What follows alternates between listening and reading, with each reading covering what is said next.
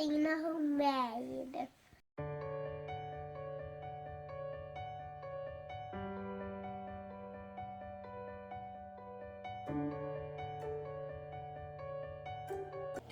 Hi everyone, I'm Rita with Everything Homemade, and we are going to make flatbread. Many of you have requested this and I'm finally going to deliver.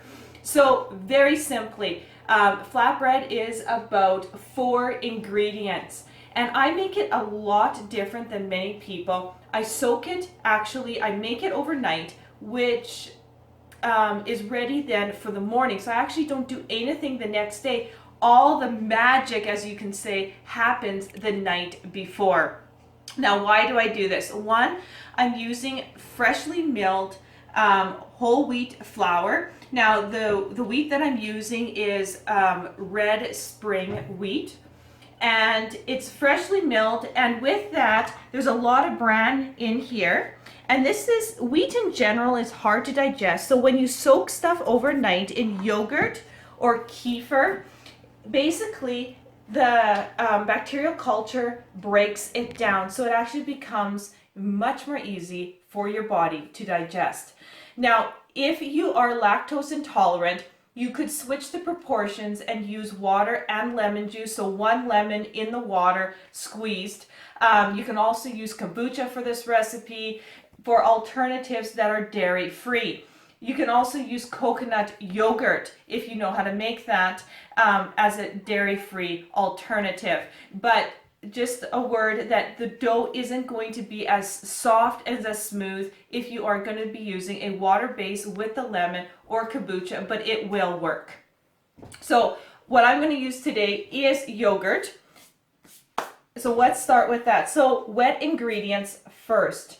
So I'm going to put in some yogurt. Now I'm going to triple this recipe. The recipe will be on the board for a smaller portion, as many of you request a smaller recipe than what I usually show. I have a family of 7, so everything is large, but many of you don't have that big of a family, so I have decreased the recipe, and you can double it, triple it as you need. So yogurt goes in, okay? The next is flour. I add a little bit of flour before I add my coconut oil. Just stay over there, Ryan. I forgot my wooden spoon. Key thing, wooden spoon. Now you can use butter. If you're using butter, it's not going to go into a solid state. My yogurt is cold, and I find that if I mix a little bit of flour into my yogurt, it's warm flour. I warm up my yogurt a bit. Then when I put in my coconut oil, it won't go to a solid state. Now the key thing here is the coconut oil and the yogurt makes this dough so soft, so workable. When you're rolling it out, it is just beautiful dough. It's one of the most beautiful doughs that I make. I just absolutely love the combination of the yogurt and the oil and it coming together overnight. It transforms the dough. It is absolutely wonderful. There you have the beginning. So the trick with coconut oil when you are using it is everything needs to be fairly warm or at room temperature. So because I have cold yogurt, adding in the warm flour and then the warm coconut oil won't go into big globs, which that's the problem when you're baking with it. Now, I'm making quesadillas tomorrow. So I'm making flatbread in preparation for that. So I want to season my flatbread this time around kind of in a pizza spices. So it's not just plain. Now you can make plain flatbread, no big deal. I'm going to add a couple of tablespoons, actually probably about 3 tablespoons of tomato powder. And don't worry, if you don't know how to make tomato powder, I will post the videos you need at the end of this video. I'm going to add some oregano. I'm going to add some basil. I'm also going to add a little bit of onion powder. And this will just flavor it. Now again, you don't have to flavor it. I make it plain a lot of the times, but I know what I'm gonna make with this, and I'm gonna just kind of spice it up a bit. Give it a little more dimension. This flatbread also freezes exceptionally well. I've made over 100 flatbread and it freezes so well. It's quick to take out. You can make flatbread pizzas, quesadillas. You can make a kind of like a sort of like a flatbread salad. So I'm going to add salt. Salt is very important.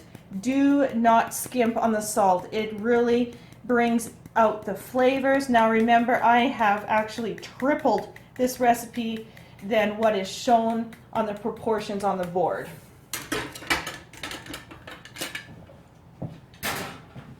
Okay, so mix that in. And now we basically add enough flour to make a beautiful soft dough. So roll up my sleeves a little bit more and let's start adding flour. Now, when you're cooking, you always add less before you just dump everything in. Because my flour is high in bran and yours might not be, so you may need a little bit more flour or you may need a little less flour. So the rule of thumb is you want to add a little bit less. You can always add more. And let's say you added too much flour, add some yogurt. Make it a little more moist. So I'm going to just kind of work this with my hands. You got this all around?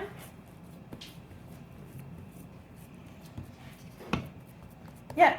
And add in a little bit more flour. And this is going to be a nice soft dough. So you're going to keep working at it. You don't want it really stiff, but you don't want it sticky. It should not stick to your hands after.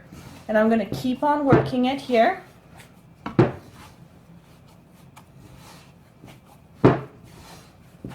Oh, and the basil and oregano, I can just smell it. Wow. And once this sits overnight, the flavor of the dough is just absolutely phenomenal.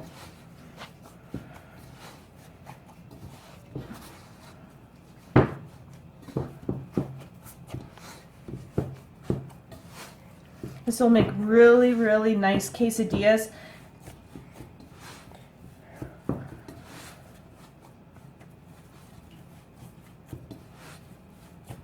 So we're almost there. And you can see when I punch down, take a look. It's not sticking too bad. I can add a little bit more flour, not too much more. And that'll be it. So I do this the night before. And this will be ready to roll out tomorrow with the kids. So they'll have a lot of fun with the rolling pins tomorrow, rolling out a whole bunch of flatbread. And there you go, that's perfect. So this is what I want. You should be able to lift it up. It's soft, okay? But it's not really, really sticky. It's a very soft dough, and that is what you're looking for. So basically, I'm going to put it right there overnight. I'm going to take 2 tea towels. I'm going to put that in the bowl, kind of wrap it around. I don't want it to dry out. You do not want to put this in the fridge. If you put it in the fridge, it won't break down the dough the way that you want it to. It won't be nice and soft, even softer and more together. Then you take a plate, put it over. So that's what it looks like. Okay, and literally, I take it, put it on my counter, and I am ready for tomorrow. Hey everyone, we are the next day, and this is how the flatbread dough looks. Take a look at that. We're still soft. And because I put the tea towels over it, there's no hard crust. Now let's say, you guys, there is a crust that formed, okay, and it has happened to me. You can, one, just peel it off if it is really, really hard and dried out, because once you mix that, if you mix that into your flatbread, it's just not going to taste very good. You'll hit these hard clumps. So if it dried out for some reason, just remove that layer. But if you put the tea towels around how I showed you with the plate on top, it shouldn't happen, okay? So if you take a look, it is nice and soft, but again, not sticky, okay? So what I'm going to do is I'm going to take a little bit of dough, and I'm going to put that much. So I guess about the size of a golf ball, okay? And Grace is going to demonstrate here with me how we are going to make our flatbread. So first of all, we add a little bit of flour to our surface, and then we put the dough onto the flour.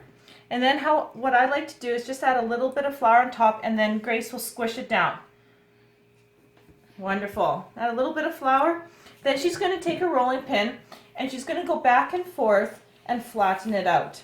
Now you want about 1/4 of an inch thick. And so if it starts sticking like this, then you just add a little bit of flour to it and you go again. Awesome. So now what we want to do, is turn it, because we want to go the other way.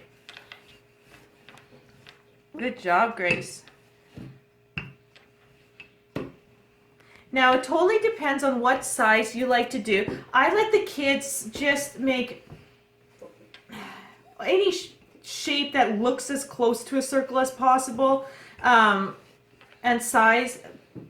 Something like this is what I'm looking at. I'll put my hand over it. This is my hand here.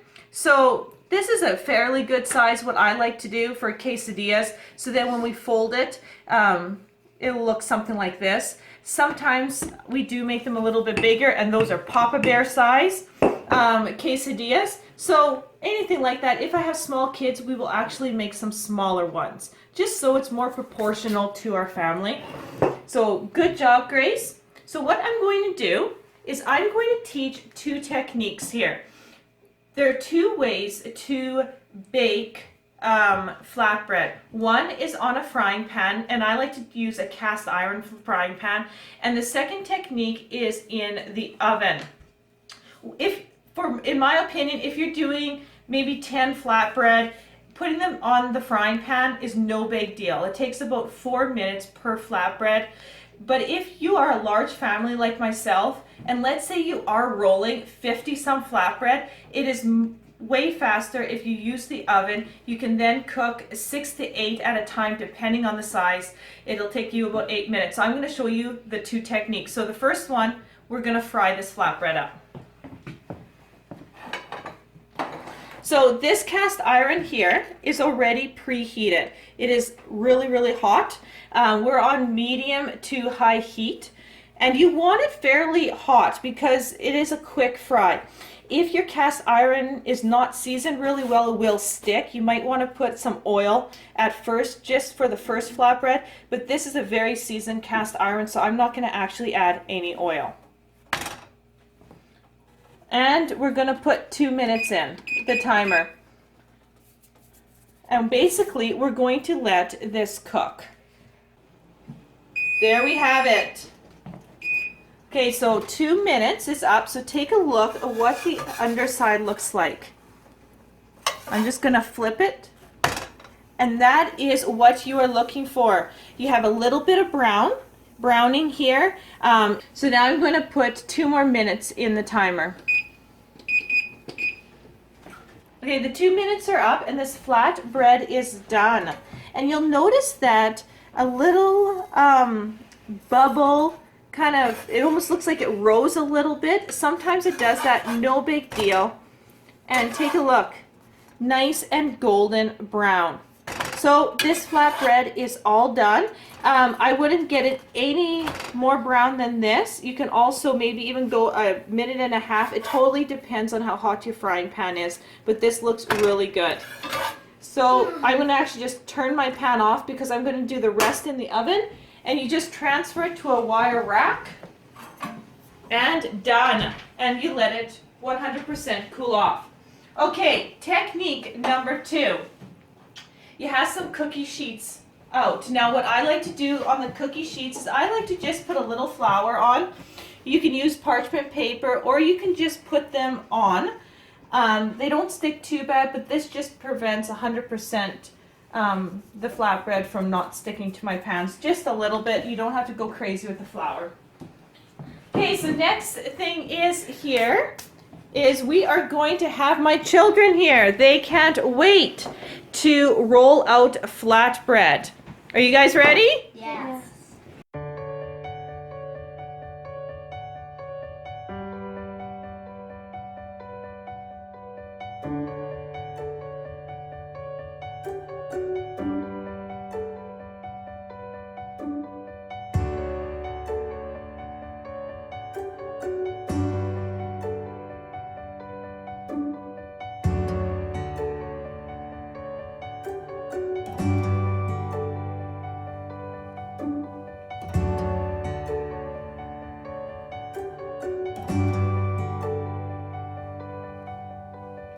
Okay, Orion, he's going to give me a hand here, and we are going to fill the cookie sheets with flatbread, and we can put 3 per cookie sheet.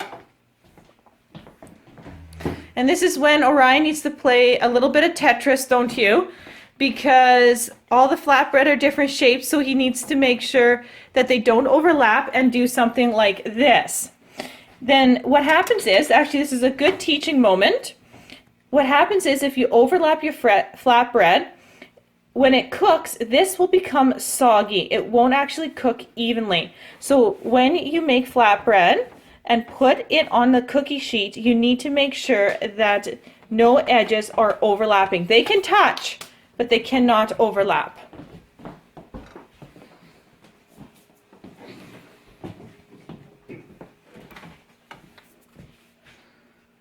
Okay. How are we doing here, Ryan? Awesome. So what you want to do is you want to have your oven fairly hot. I like to put mine at 380 degrees Fahrenheit and have a preheated oven. Then we will put these in for about 8 minutes. Really watch your time. Depending on how hot your oven is, these cook exceptionally fast, and it is really easy to burn your flatbread.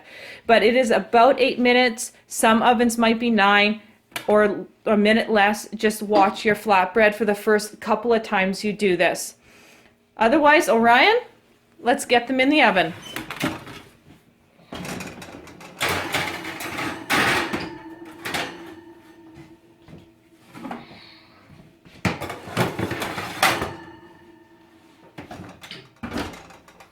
Good job. Hey you guys, so I checked my flatbread 1 minute before, so it's 7 minutes, and take a look. So Ryan, you want to get close up? I'm just going to flip this over. Take a look at the bottom. It is done already. So what I'm going to do is just stop my timer here, and I'm going to pull them out.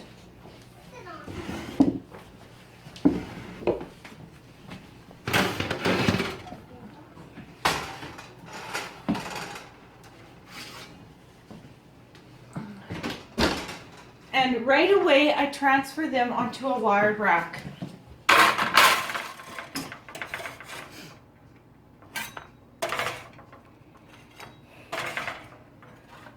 And look at that. So that is just one good example of flatbread being done a little bit sooner than what you thought. If I would have left this in 1 more minute, it might have actually burnt already. So just like I said, watch your flatbread in the oven. It cooks really, really quick. And you'll notice some of the bubbles again, and that is just okay. No problem. So when you make your quesadillas, you fold them over and you won't even notice. That is just fine. So that'll be it. I'm going to cook the rest up here. Again, if you have any comments, comment below the video, and I'll see you on the next video.